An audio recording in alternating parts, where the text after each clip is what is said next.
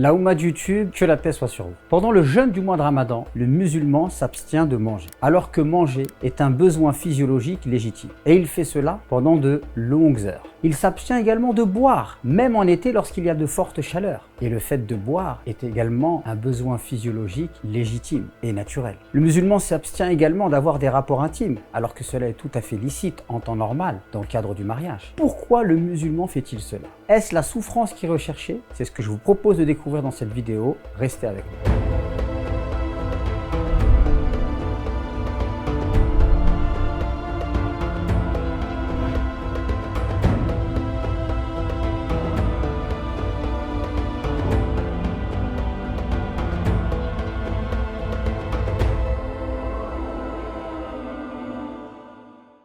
Vous l'avez compris mes chers frères et sœurs, dans cette vidéo, je vais essayer de vous apporter des éléments de réponse à cette fameuse question « Pourquoi jeûnons-nous » Alors très souvent, en tant que musulman, quand on nous pose la question de savoir pourquoi on jeûne, la tentation est grande de répondre, puisque ce sont des réponses légitimes, de dire que le jeûne est une adoration parmi les grandes adorations de l'islam, que le jeûne est un des piliers parmi les 5 piliers de l'islam, que le jeûne est une obligation religieuse et que le musulman étant soumis à Allah, eh bien, il applique les obligations divines. Ces éléments de réponse ne sont pas suffisants pour répondre à cette question. Et beaucoup de musulmans eux-mêmes se posent la question de savoir pourquoi ils doivent endurer toutes ces souffrances. Alors déjà, la première chose, j'aimerais dire que la souffrance n'est pas l'objectif derrière le jeûne du mois de Ramadan. D'ailleurs, lorsque Allah dans le Coran nous parle du jeûne du mois de Ramadan, il nous dit tout de suite que si on est en voyage, ou si on est malade, ou si on n'a pas la capacité de jeûner, alors on ne doit pas jeûner et on aura l'occasion de rattraper les jours de jeûne quand on sera dans des conditions beaucoup plus favorables. C'est bien la preuve que l'objectif derrière le jeûne n'est pas la souffrance. Vous savez tous aussi que si une personne jeûne et met en danger sa santé à cause du jeûne, alors elle ne doit pas jeûner. Et il y a même des compensations qui ont été prévues par le droit musulman. Donc on peut dire clairement que oui, le jeûne peut avoir ses contraintes, mais l'objectif du jeûne n'est pas la contrainte. Et d'ailleurs, si la contrainte est tellement grande que le jeûne devient une souffrance et qu'il peut poser des problèmes à la santé, alors le musulman ne doit pas jeûner.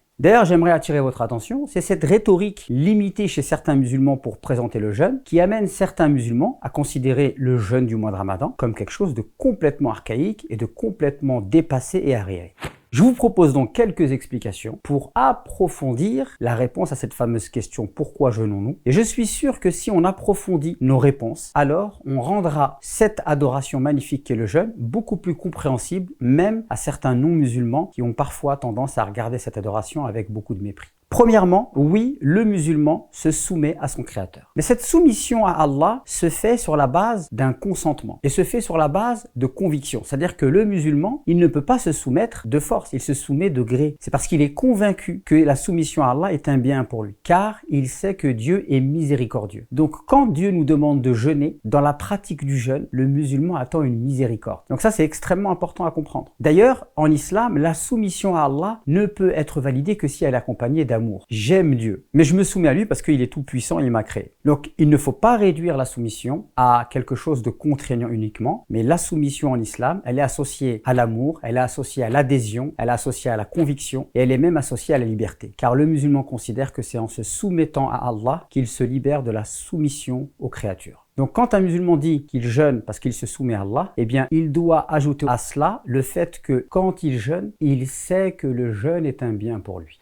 Comme je l'ai déjà dit, l'objectif du jeûne n'est pas la souffrance. En jeûnant, le musulman cherche à obtenir plusieurs bienfaits. Alors il y a des bienfaits qui sont liés à la santé, il y a des bienfaits également qui sont liés à sa propre personne. En jeûnant, eh bien le musulman apprend à mieux maîtriser ses pulsions. Et Dieu sait ô combien il est extrêmement important d'apprendre à maîtriser ses pulsions. Combien de méfaits sont commis sur terre à cause de personnes qui n'arrivaient pas à maîtriser leurs pulsions. Le jeûne nous enseigne la patience et la reconnaissance. Le jeûne, en effet, nous enseigne la patience et c'est quelque chose d'évident puisque lorsque j'ai soif et que j'ai faim après une longue journée de travail et que je ne peux pas manger parce que je suis en état de jeûne, eh bien j'apprends à patienter. J'apprends à développer cette force qui me permet de me dire « Attends, tu ne peux pas le faire pour le moment, ça va pas tarder ». J'apprends également la reconnaissance puisque du coup, je prends conscience de tous les bienfaits dans lesquels je baigne tous les jours. Par exemple, lorsqu'on jeûne, tout le monde sait que quand vous avez jeûné une longue journée, à la fin, vous allez boire un verre verre d'eau et ce verre d'eau-là, il a un goût extraordinaire. Et finalement, le jeûne nous apprend à apprécier les petits plaisirs de la vie dont on a l'habitude de jouir et qu'on néglige. Par le jeûne, on les conscientise et on peut donc devenir reconnaissant. Et vous savez bien que dans la vie d'un homme, la patience et la reconnaissance, c'est comme deux jambes en fait. C'est avec ça qu'on arrive à avancer. Parce que dans la vie, parfois, tu vas devoir surmonter des difficultés. Et à ce moment-là, il faut que tu sois patient. Et dans la vie, parfois, tu vas être touché par des facilités. Et il faut faire attention de ne pas tomber dans l'orgueil. Mais quand tu es reconnaissant, tu te préserves de l'orgueil. Et le croyant doit sans cesse être soit dans la patience, soit dans la reconnaissance.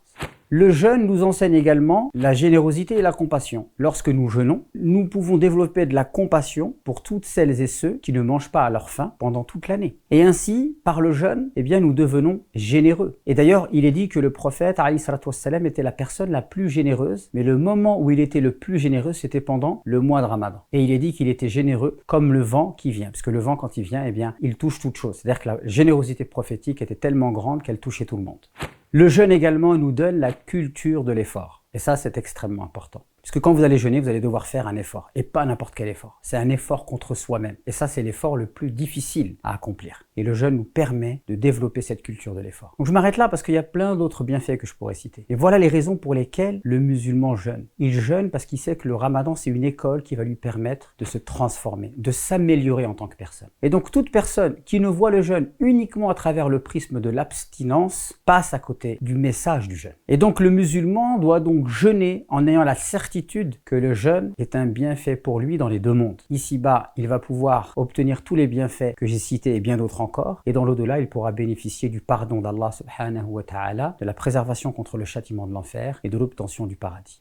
N'hésitez surtout pas à me partager en commentaire la manière dont vous répondez à la question suivante: pourquoi vous jeûnez? Ça m'intéresse de le découvrir et on pourra comme ça s'enrichir mutuellement. N'hésitez surtout pas à partager cette vidéo, à la liker, à vous abonner et à activer la petite cloche. Et je vous dis à très vite pour d'autres vidéos.